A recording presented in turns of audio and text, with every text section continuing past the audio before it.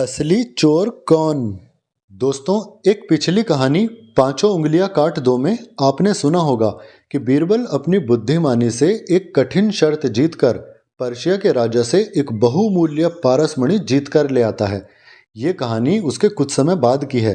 वो पारसमणि अकबर की रानी को इतनी पसंद आती है कि वो उसका हार बनाकर पहनने की मांग रखती है। बीरबल खुशी खुशी वो पारसमणि महारानी को उपहार में दे देता है। अकबर उसका हार बनाकर महारानी को दे देते हैं। एक दिन सुबह महारानी सोकर उठती हैं और नहाकर तैयार होती हैं तो उन्हें अपना हार नहीं मिलता। वह बहुत व्याकुल हो जाती हैं। रानी, कहाँ गया हार? अभी तो यहीं पर रखा था। रात जब मैं सोई थी तब मैंने उसे यहीं देखा था। कहाँ चला गया? मेरा हार कहीं खो गया। दासियों दासियों, कोई है यहाँ? रानी के बुलाने पर वहां एक दासी आती है। क्या हुआ महारानी जी? रानी, हमारा हार कहीं पर खो गया है, हमें उसे ढूंढने में मदद कीजिए। रात सोने से पहले ही हमने उसे यहीं रखा था, लेकिन अब वह यहाँ नहीं है। दासी, महारानी जी, आप कोई दूसरा हार पहन लीजिए, आपके पास तो बहुत सारे हार हैं।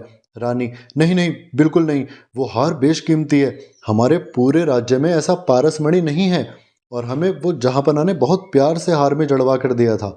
हमें वही हार चाहिए, कोई और दूसरा नहीं चाहिए। राजा अकबर तब तक ये खबर पहुंचती है। वो रानी के पास जाते हैं और सिपाहियों को हार ढूंढने का आदेश देते हैं। सिपाहियों ने सब जगह ढूंढ लिया लेकिन हार कहीं पर नहीं मिला। अकबर, अब मामला थोड़ा गंभीर है। सिपाहियों, बीरबल को अभी हमारे पास बुलाया जाए, हमें वो हार आज रात ही चाहिए। बीरबल थोड़ी देर में वहाँ हाजिर होते हैं। बीरबल, जहाँपना, आपने इतनी रात गए मुझे याद किया? अकबर, बीरबल, जो पारसमणि तुमने रानी को तोहफे में दिया था वो चोरी हो गया है, हमें वो हार आज रात ही चाहिए। बीरबल, अच्छा तो ये मामला है। जहाँपना, एक बात तो पक्की है, चोर कोई सिपाहियों या दासियों में से ही है। इस बात का पता लगाने के लिए मुझे अपने खास दोस्त को बुलाकर लाना पड़ेगा। अकबर, दोस्त? कौन सा दोस्त? आप क्यों जाना चाहते हैं? हमें बताइए, हम आपके दोस्त को यहीं बुलवा देते हैं। बीरबल, नहीं जहाँपना, उसको बुलाने सिर्फ मैं ही जा सकता हूँ।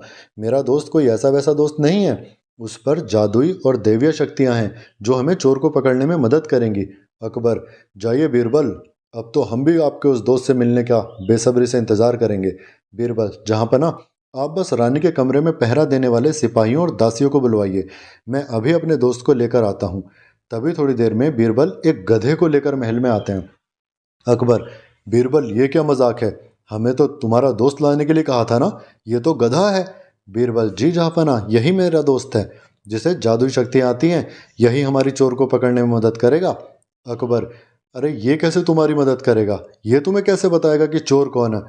बीरबल एक तंबू में गधे को खड़ा कर देते हैं। बीरबल, जहाँपना, इस तंबू के अंदर एक एक करके आप सिपाहियों और दासियों को भेजिए और इन सबको गधे की पूंछ पकड़कर आंखें बंद करके ये बोलना है कि मैंने चोरी नहीं की। ध्यान रहे, पूंछ सीधे हाथ से 1 मिनट के लिए कसकर पकड़नी है। जब ये सारे लोग गधे की पूंछ पकड़ लेंगे तभी मेरा दोस्त बताएगा कि चोर कौन है। अकबर, ठीक है, सिपाहियों और दासियों, आप सभी लोग एक एक कर गधे की पूंछ पकड़िए। और फिर सभी सिपाही और दासी गधे की पूंछ पकड़ते हैं। बीरबल, अब मैं अपने दोस्त से पूछकर आता हूँ कि चोर कौन है।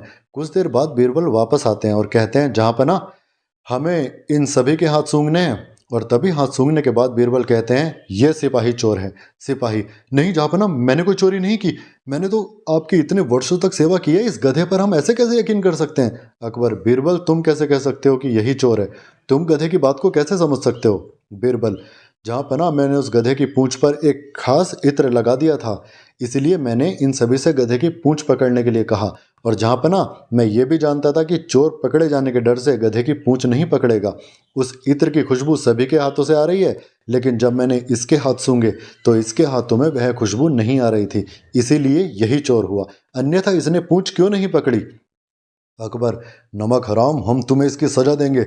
सिपाही, नहीं जहाँपना, मुझे माफ़ कर दीजिए, मैं लालची हो गया था, मुझे माफ़ कर दीजिए। पारसमणि को रखा देखकर मुझे ऐसा लगा इसे दूसरे राज्य में बेचकर मुझे पूरी ज़िंदगी कुछ करने की ज़रूरत नहीं पड़ेगी, मैं पारसमणि लौटा दूंगा, बस मुझे माफ़ कर दीजिए। अकबर, नहीं, तुम्हें माफ़ी नहीं किया जा सकता, जिस थाली में खाते हो उसी में छेद करते हो। सिपाहियों, ले जाओ, इसे काल कोठरी में डाल दो। बीरबल ने एक बार फिर अपनी चतुराई और सूझबूझ से चोर को पकड़वा दिया। दोस्तों, ये कहानी आपको पसंद आई है तो प्लीज़ चैनल को सब्सक्राइब करना मत भूलिएगा ताकि ऐसी कहानी आने पर आपको पता लग सके। धन्यवाद।